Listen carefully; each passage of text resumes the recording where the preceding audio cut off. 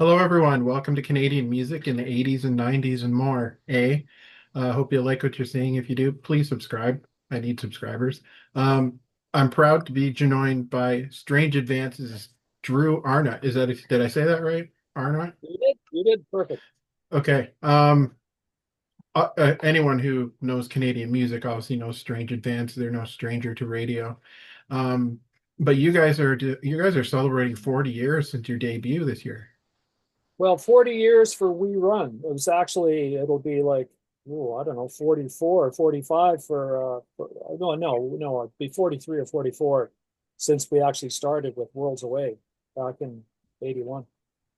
Wow. And you've had I hear your music every day on radio stations everywhere. Like I still hear We Run, I hear Worlds Away. She Controls Me, I hear quite a bit still. Um, it's just amazing like that you're still out there among, all the legendary Canadian bands. And you're coming to do a show in Toronto. Yeah, we're doing a date June 13th at the Phoenix in Toronto, and then June 14th at the London Music Hall in London. And what brought this on? Is it just because of the anniversary or No, no, I'm sorry, the university? What do you mean? no, the anniversary, sorry. Oh, the anniversary. Yeah. Uh, Uh, no, it's not strictly for that. I mean, actually, what happened was last year we played a place called the Bronson Theater in Ottawa, and Lisa, the woman that runs that and that also runs the Phoenix in Toronto, really enjoyed the show and wanted to bring it to Toronto. So here we are. Is it a troubling thing trying to come up with a set list after all these years? Um, it's not the easiest thing in the world. It's like you've got to play, the hits, things that got radio, and then you got to go through. It's like, all right, well, these are my favorite songs, but these are the audience's favorite songs, so a blend of both, maybe, or whatever. And we try to, to play new songs, not necessarily brand new songs, but songs that haven't been played live before and make it interesting for the diehard fans. But yeah, yeah, we get through a lot of material. Like, do you find yourself trying to go back and pick up some deep tracks you haven't played in a long time? I know a lot of bands are doing that. Oh, absolutely, absolutely. And my hat is off to these bands that play their full, their biggest albums, every song on the album. We've never attempted anything like that. Maybe one day in the future, but yeah, I mean, there are songs that that last, that stand the test of time, and songs that are just like, well, if I had it to do it over again, I don't know if that song would have ended up on the album. But you know, hindsight. Have you ever thought about doing the full album thing? Um, Not really, only because it was the '80s. It was a time of new technology. We were into synthesizers and things, Right. and unfortunately, we were using all like the top of the line synths for on our records and stuff. And I don't have those synths anymore. So I would have to go back and recreate an awful lot of music. And yeah, I mean, it could definitely be done, but it's not as simple as it is for, like, if Aerosmith want to go out and redo, or play live, whatever, one of their big albums, Pump or something, Yeah. then it's bass, drums, and guitar. It's pretty simple, but we were way more intense musically, and much more complicated arrangements Right. and orchestration and stuff. So it's a lot harder for us to do it, but we definitely enjoy doing it. But anyway, one day we might tackle a whole album, see how it goes. Can you take me back to when you guys first formed and how it kind of happened? Born, well, something. First of all, I met Daryl back in the '70s, and I was just knocked out by him. He was a great singer, but it was his songs. He was a great songwriter, Right. and And I just sat there in his basement listening to him play with my little tape recorder and, recording all those songs, thinking, oh, this is great. I was a drummer. I was looking to put a band together, and he was the first guy to join. And so yeah. But then we got sidetracked and we did Slan, which, as I say, was a cover band. But after Slan, Daryl eventually um, decided I wasn't so bad, and called me up and asked if I'd like to write. So we started writing together, and I did a couple of trips to Los Angeles, shopping demos and all that kind of stuff, and dealing with lots of rejection because that's just the nature of the business. But then Daryl, by now, had a different band called Remote Control, Right. and they ended up being the band that went on tour with Bryan Adams for Bryan Adams' first tour across Canada.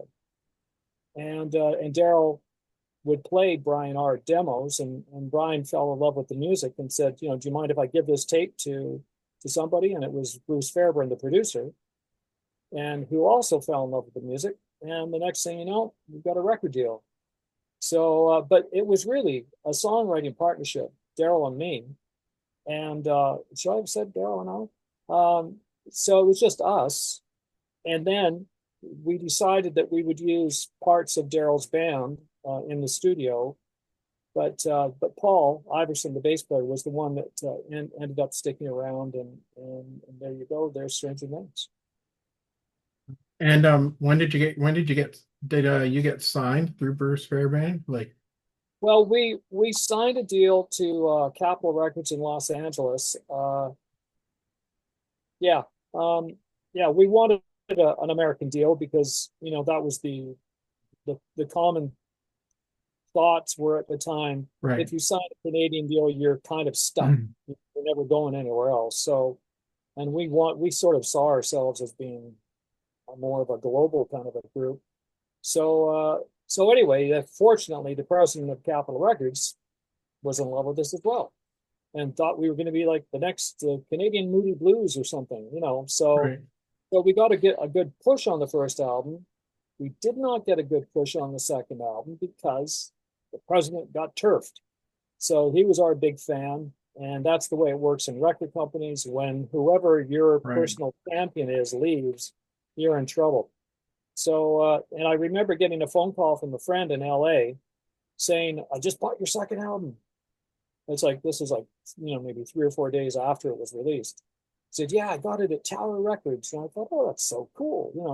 That's really neat. He's in Tower Records buying our album. Yeah, I got it in the delete bin. So, what? Our album is deleted. It's only been out for 3 days. Are you kidding? But that was the Capitol Records. We didn't have the support, but they had a contract. They had to put the album out, and so that was it. And Oh, but Capitol Canada, of course, loved us from the word go. Dean Cameron was our lifelong personal champion, and he supported us nonstop. We backed us up all the way. And so, that was fine. We were very, very happy and delighted to have songs on the radio in Canada, and gold records and stuff, and it was all good. I hear so many people talk about Dean Cameron when they were at EMI or Capitol. Like he seemed to be so like had such a part in so many bands. Like I mean, from like Stompin' Tom even to you guys to who else was it? Blair Packham talked about him too. And Oh yeah, oh yeah.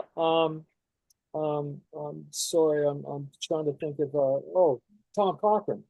oh yes, yeah, Dean actually played in a band with Tom Cochrane, right, when he was a kid. And then Dean went into the recording business, the recording label business, and Tom went on to, of course, have great success with Red Rider, etc. But yeah, he was a musician. He loved music, and he was willing to back up his opinions and stuff. And that was the problem. sure, you would get guys at labels that maybe like you, but are you willing to write the check?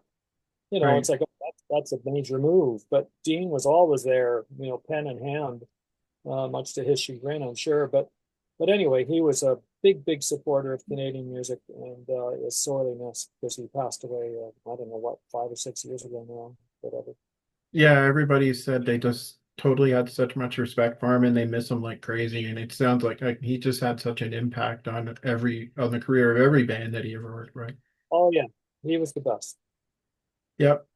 Yeah, I talked to a gentleman named David McMillan. He used to work for EMI Records. And he had nothing but great things to say about Dean as well. I mean, it said it was Yeah, really, really hurt when they lost him. yeah. What can we expect from the shows in Toronto and London? Are we going to dig out some old ones and some, We are, and also we've kind of revamped the visuals.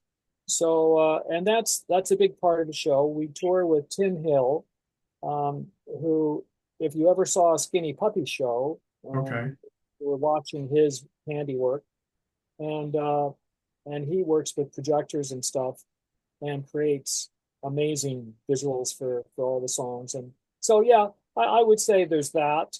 Um, and apart from that, it's basically just us up there doing our best to play those songs, and not fall off the front of the stage. my next question is one thing I really like to push on my channel and my Facebook group is that all these bands still keep making music today. And are you guys still making music and writing and planning to record more? Oh yeah, it's a curse, to be honest. Um, I would say that my forte in life is I'm an ideas guy. I'm not somebody that Yeah, procrastinating ideas guy. So I've got a million ideas, and every day, I sit there, and my these days, although I've got, of course, everything gets recorded in computers and software these days, but I've got all this gear sitting there. But really, I'm recording everything into my phone, right, um, and I come up with at least two or three solid ideas every night, and with the full intention of because I only write them if I'm excited by the ideas, and with the full intention of finishing off and finishing these songs, which I very rarely do. So right. when we come off the road, I'm going to have a chunk of time, and then I'll go back and I'll listen to and pick some of these ideas to flesh out. And but the whole idea of putting out another CD doesn't really excite me, to be honest. Right. Releasing music, sure, we'll throw some new songs up on Spotify or something, but to put a CD together, I don't know. I think its time has come and gone. I think that if you release two or three songs every say month or two, that should be enough for people. Definitely keep their um, interest alive with new music, new material. But um, it's I just don't see it happening the way it did when I was a kid. When you went Right. to the record store, and first of all, of course, they're vinyl. You're buying records, and there's no MTV, there's no much music, so you don't know what to expect, and you would just base your buying choices on recommendations from friends or maybe something you read, or you like the look of an album cover. For me, it was like if it had a Mellotron on it, okay, I'm in. I want to hear what they're doing with it, because Yeah. it was my favorite instrument. So, but yeah, and then you would take that record home and you would put it on, and you did not leave for the next 20, 25 minutes. You listened to the whole side, and then you flipped it over and you listened to the other side. Now, who's got the time or the dedication these days to do that? Life moves a lot faster, Yeah. and are, all, you know, fast edits in life everywhere. And so, you've got time to listen to half a song now, or a couple of songs tops. But yeah, so I just don't see people devoting themselves to an album as much as they did back then. And with things like TikTok today, it seems you're only hearing bits and pieces of the actual song. Whereas like you take a song like you guys do, like Worlds Away. I love the build up Yeah, from the beginning of that song. Like, I mean, I like listening to the whole song. I like the build up and hearing the structure of the song and hearing the stories about the way it was put together and stuff like that. Like, yeah, but it just seems everything's so, few clips here and there on TikTok. I mean, I guess it helps. It helps you when you get your music out there any way you can, but it just yeah, doesn't see, yeah, yeah. I suppose it does.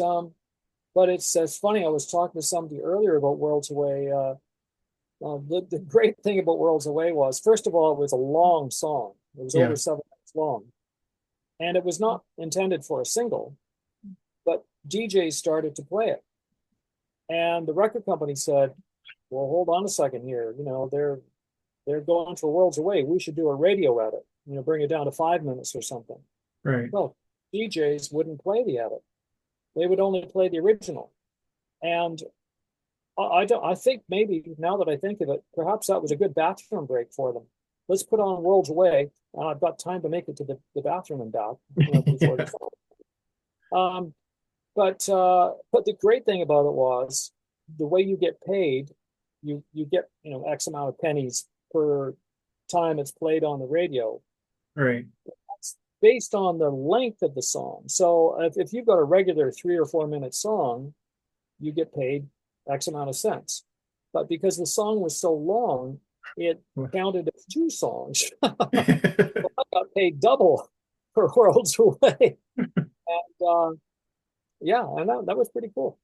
it's such a beautiful piece of music, period. Like, I mean, I don't care what genre of music you classify it, but it's just a beautiful piece of music. And I can't, every time I hear it, I have to turn it up. Like, it's just one of those songs. And Uh, it hits up there with probably, it's in my top 15 of favorite songs of all time, I would oh, say. wow, that's very nice. Very nice to hear. Yeah. And it makes it even better that you're Canadian. I just before I go, I wanted you to well, before I started recording, you told me an interesting story about Midge Ure. Well, I had the pleasure a few months ago of meeting Midge Ure for the second time. The Right, first time I met him, I was on holiday in Glasgow, where he lived. And at that time, I was doing lights for the band Sweeney Todd, who had the number one song in Canada, Roxy Roller. right. And but just before that, I had decided I was going to write a song, because Daryl was the writer and he was awesome. So I thought, oh, I'm going to try my hand at it. And I thought, well, what's the song going to be about? Or what's it going to be called? And so I opened up this newspaper, a Scottish newspaper my mom had there, and they had a page devoted to pop music. And the number one song in the country at the time was by a band named Slick called Forever and Ever. So I thought, okay, I'm going to write a song called Forever and Ever. Well, I do. By the time I make it, it's finished now. Now I'm in Glasgow, and I thought I'm going to pick up Slick's album just to see what their version of Forever and Ever sounds like.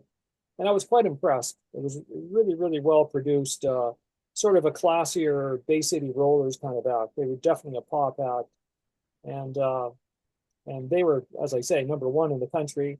And so I called. I was in a music store and I saw an ad that they were looking for a lighting director. I thought, oh, is this sort of fate here?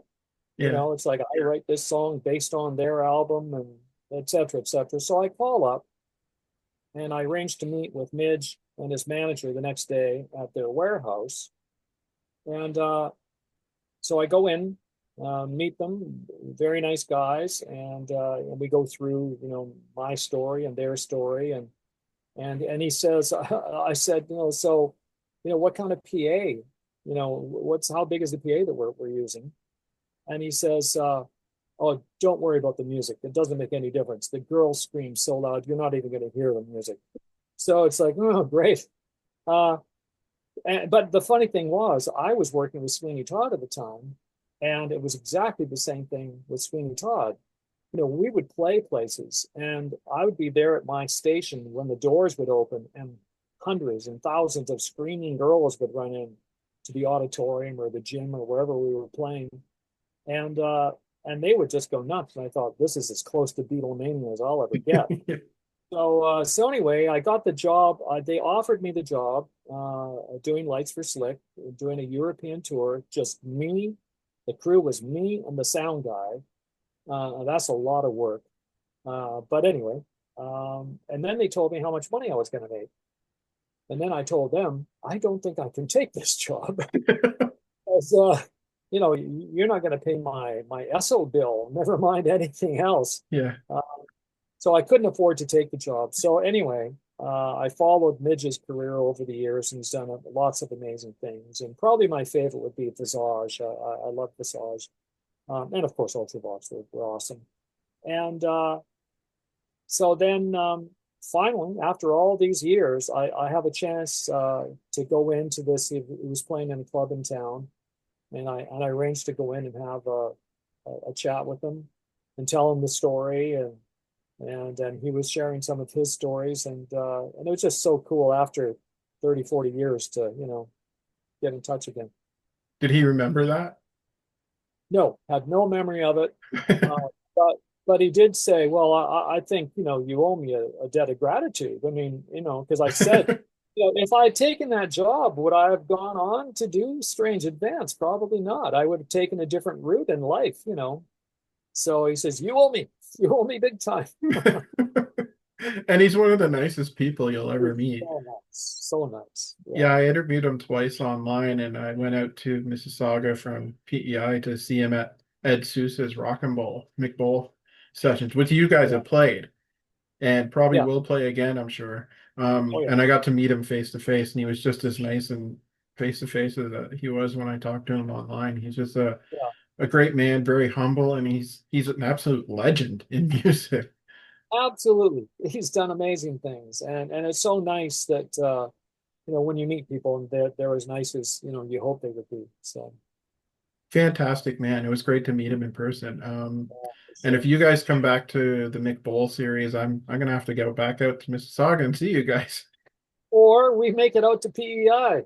That would be even better. I think that Find would a be way to get awesome. us out there. I love the Maritimes. I love all that area. It reminds me very much of Scotland, and yeah, it would be great to get there. Did you ever get out here in your heyday on tours? We did we played the Misty Moon in Halifax. Okay. We did actually do some dates with Tina Turner. Okay. Um, and she started in the Maritimes. I think St. John or St. John's. I can't remember where we were. Um, but that's where she was setting up for the tour, rehearsing and stuff. And we went out there and rehearsed for a few days with her, and then did a bunch of dates. And yeah, for sure, we were in the Maritimes with her. And then we went as far west as Montreal, and Yeah. then somebody else joined the tour. Yeah, could you guys strip down your show a little bit and come and do shows out here?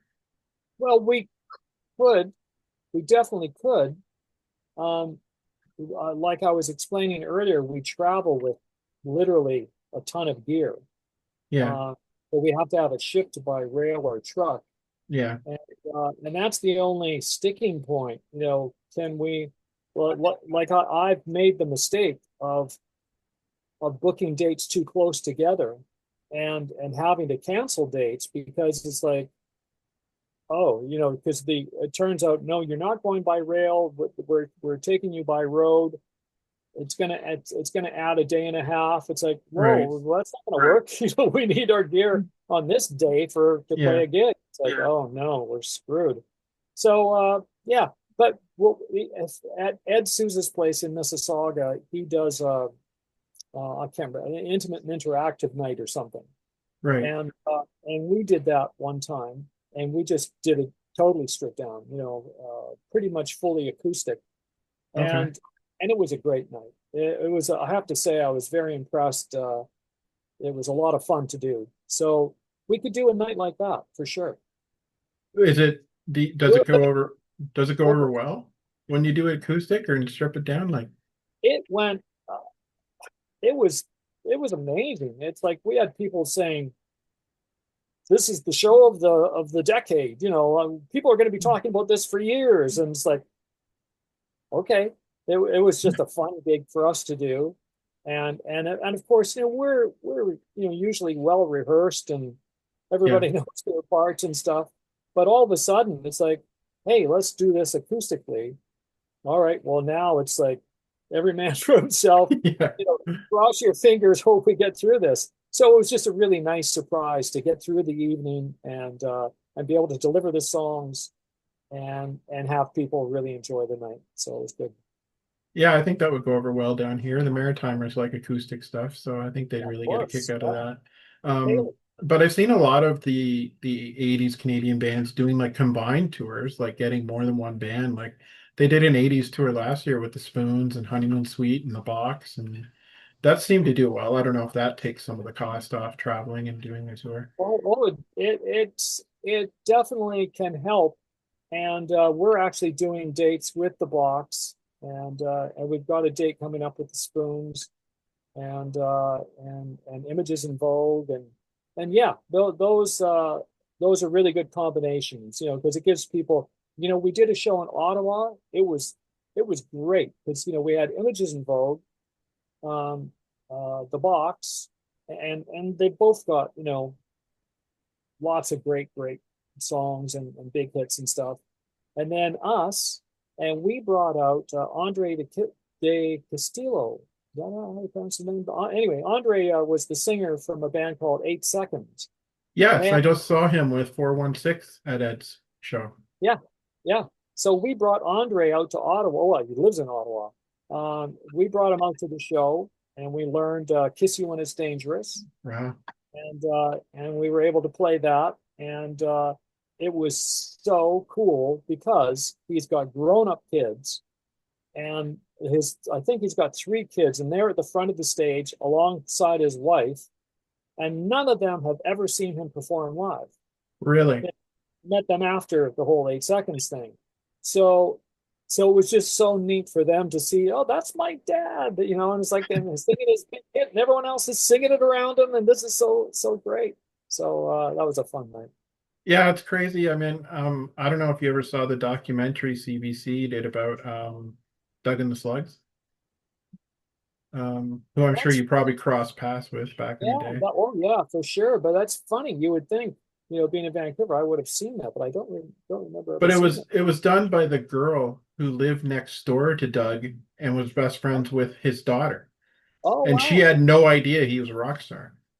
She had Uh no idea how famous he was in the music industry. They were just the neighbors. And it yeah. was done through her perspective. And I thought it was really interesting take on a documentary. Oh, it Um, would be very interesting. He was a very interesting guy. I think yeah, he ended up living in a hotel. He but just, man, they had quite the career though. oh yeah, absolutely. You think they'll ever do a documentary about Strange Advance? Well, funnily enough, a documentary guy approached me a year or two ago and asked if he could do something. And so, yeah, he actually did produce a short documentary, but a few things have been filmed about us. I I don't know where to find them. I don't know. I couldn't tell you where to look, but yeah, for sure. I could watch them all day. Like I love seeing documentaries, especially since there's more coming out about great Canadian bands, like the Tragically Hip one. I don't know if you saw the Spirit of the West documentary that came out a few years ago. Yeah. Another great Vancouver band. Oh, it's Um, so sad. I was involved in the Highland Games out here in Vancouver, and we would bring the Spirited West guys out to play for the audiences and stuff, and just fantastic music, fantastic players, and a very sad story with that singing. and the nicest guys I've ever met too. So just I've seen them like 20 times and they were one of my favorite bands to see live. They never mailed it in whenever I saw them, never mailed it in. They were one of those bands. Yeah, yeah, But no, yeah, lots of admiration for them. yeah, it sounds like quite the Vancouver scene that back then. Like I remember hearing about, Little Mountain Sound and Mushroom Studios and stuff like that, all those great It was places to record. It was awesome, and of course Bruce Fairburn, the producer, and we had the dream team. As a matter of fact, working on our first album, We had Dave Ogilvy, Dave the Rave, All right. from Nine Inch Nails, Skinny Puppy, all Frontlines, all those bands. Um, we had Bob Rock, engineering, of course, who's gone on to, be the Metallica guy, and also, and Mike Fraser was our assistant engineer, and Bruce Fairburn and producer. It was just like a lot of talent in that room. And And it, don't forget Bob Rock started with the Payolas, another great band. well, and after we recorded our first album, he gave me a big thrill. He said, would you like to come in and do some keyboards on the next Payolas album, with Mick Ronson? Well, Wow. a huge Bowie fan. I was like, yes, please. Yeah. I get to hang with Mick. It's like, yeah.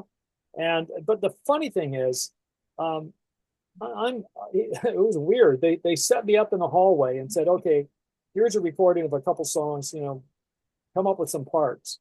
Well, nothing like being put under a little bit pressure there. But anyway, I'm thinking, why am I here? Mick Ronson is a fantastic keyboard player. Yeah. I this for years. It's like, why do you need me? It's like, but I can remember saying to Mick, listen, would you by any chance be interested in maybe doing some arrangements on our next album?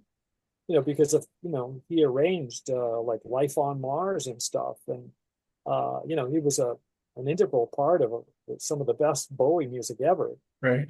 And he said, yeah, absolutely. Here's my phone number, call me. Well, then we're doing our next album. And but first, we need a producer. Bruce isn't available. We need a producer. And I'm like thinking of, okay, well, there's this guy, there's that guy. Let's, find. We reached out to all sorts of people, and finally decided on Michael Kamen.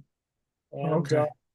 but then it was after we did the album, I'm going, Mick Ronson. Why Mick Ronson? My God, what an that's one of my biggest regrets, I can tell you. That's amazing though to get to work with someone like that. Just Fantastic. And thank you, Bob, for inviting me. wow. You guys have had quite the career and you're still going at it today, which I'm more impressed by that you guys keep doing what you do. And that's what I like to push the most is that you're still at it, you're still creative, you're still playing. Um, and I hope that never goes away. Well, I keep going until you can't, I guess. Yeah, well, that's our plan. Wish us I, luck. I can't thank you enough for joining me today, Drew. Pleasure. It means a lot, especially with some of the Canadian stuff that I'm such a big fan of, and to talk to you has absolutely been an honor. Thanks for taking the time out to join me, and good luck with the shows you're coming up in Toronto and London. I look forward to seeing you either at McBowl or at PEI. Yeah, I hope so. If anyone's looking for those dates, I'm going to put them in the description of the video, so look below. I'll put some links down there. Awesome. Anyway, thanks a lot, Drew. Take care, sir. Thank you. Bye now. Bye. Bye.